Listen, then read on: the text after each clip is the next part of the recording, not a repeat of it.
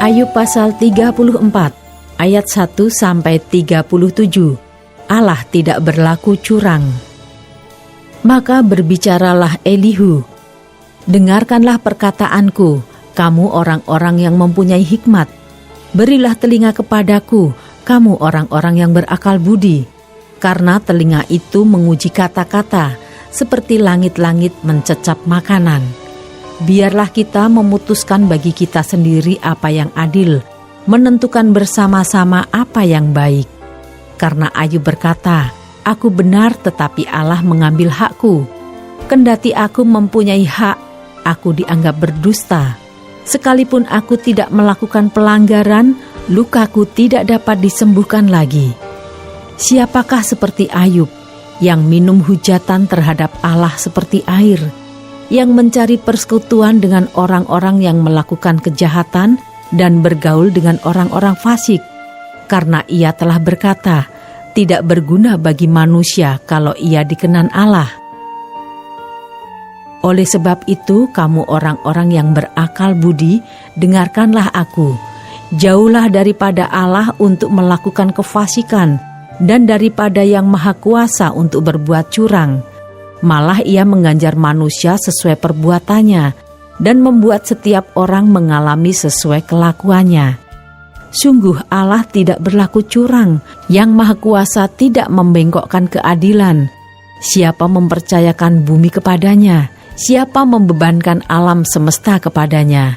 Jikalau ia menarik kembali rohnya dan mengembalikan nafasnya padanya, maka binasalah bersama-sama segala yang hidup, dan kembalilah manusia kepada debu. Jikalau engkau berakal budi, dengarkanlah ini, pasanglah telinga kepada apa yang kuucapkan.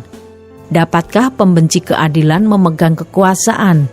Dan apakah engkau mau mempersalahkan Dia yang adil dan perkasa, Dia yang berfirman kepada raja, hai orang dursila, kepada para bangsawan, hai orang fasik?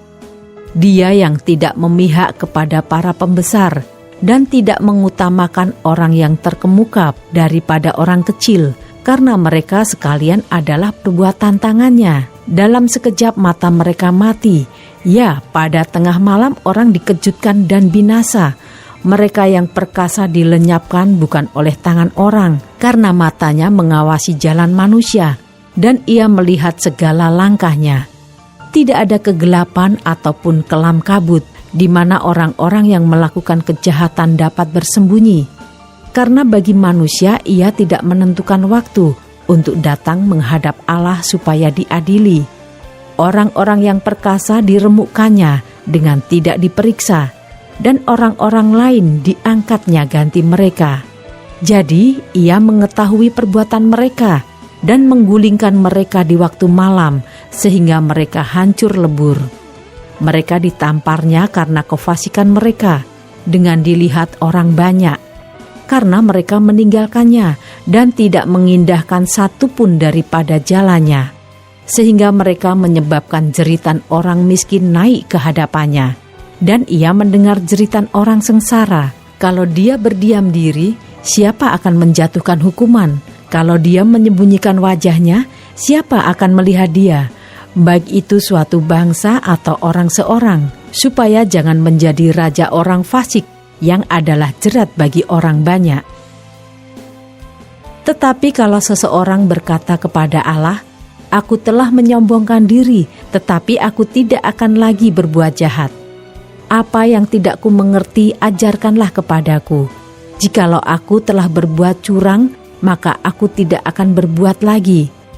Menurut hematmu, apakah Allah harus melakukan pembalasan karena engkau yang menolak? Jadi engkau jugalah yang harus memutuskan, bukan aku. Katakanlah apa yang engkau tahu.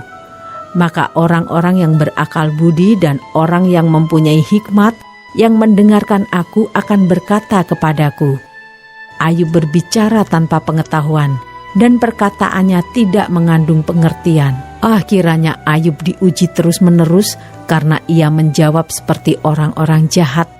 Karena ia menambahkan dosanya dengan pelanggaran, ia mengepalkan tangan di antara kami dan banyak bicara terhadap Allah.